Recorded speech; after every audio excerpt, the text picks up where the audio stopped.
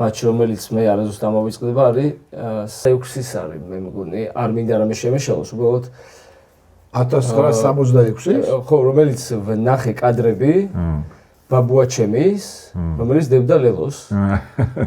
და ძალიან გული მწყდება რომ ეს მის სიცოცხლეში ვერ ვნახე და ვერ გავარჩიეთ ეგ თამაში ეგ მომენტები რა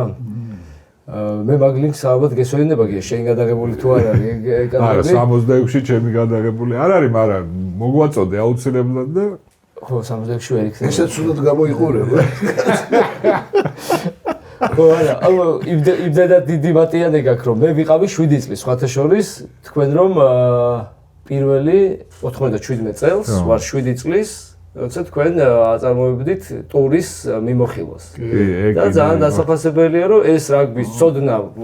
თქვენნაირმა ხალხმა